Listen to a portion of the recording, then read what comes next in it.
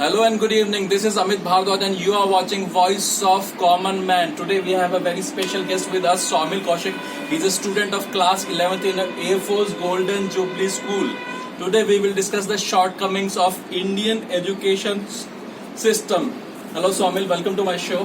Hi, thanks for inviting me. What is the scope of what you are studying in school? Well, that's an interesting question. I think the scope is very limited. Considering the fact that after 12th, after a particular stream, many people don't think about the bigger picture. Like, that's a shortcoming on the student side, but I think education by itself in India and abroad does have a very good scope to answer the students from, if they actually percept it from out of the box, if they stop thinking about if they just stop thinking about engineering and medical exams or being a lawyer or being a government officer. I think there is a wide variety of scope that education has to offer. Alright. Is the quality of education improving or degrading?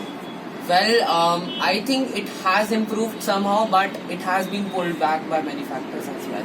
Considering that we have shifted online, I think the government schools and I think the public sector has not been very successful in delivering a quality of education which they were previously delivering in rural areas specifically. But I think as there have been more resources as we connect online in private schools, there has been a fees reduction, but still there is a quality since there are a lot of available resources like YouTube videos and content which we can easily access online, which was not possible in a private school beforehand. Okay.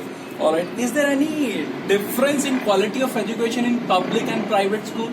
Well, there is a contrasting difference. I have seen that my experience is that government teachers are like that once you get selected in a government school, your job ends there, but it's not.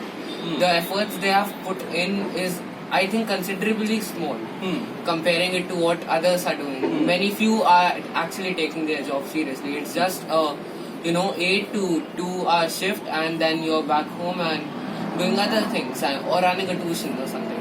But I think that's the reason that government schools have very low quality of education to offer.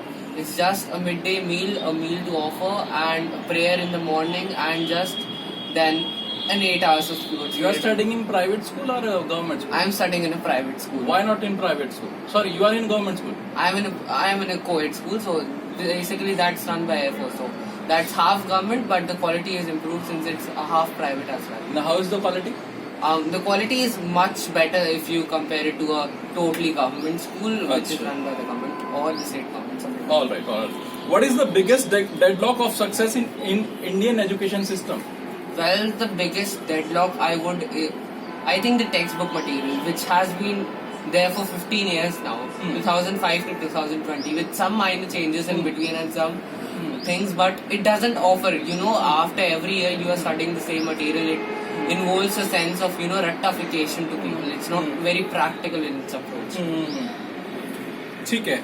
How has been your experience in studying in a CBSE board?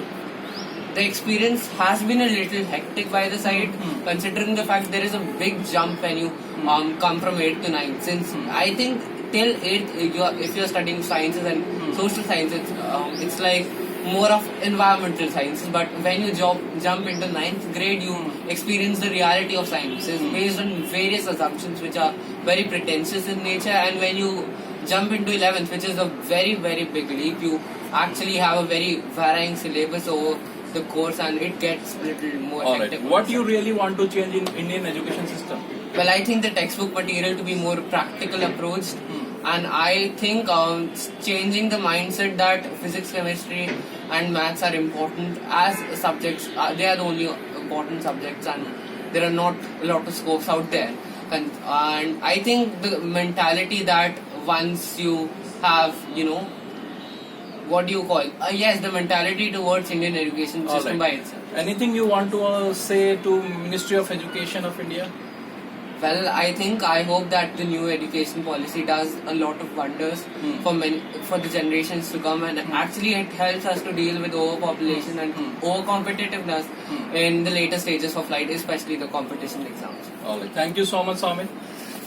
Thank you so much for being with us. This is all about Indian education system. Jai Hind and Jai Bharat.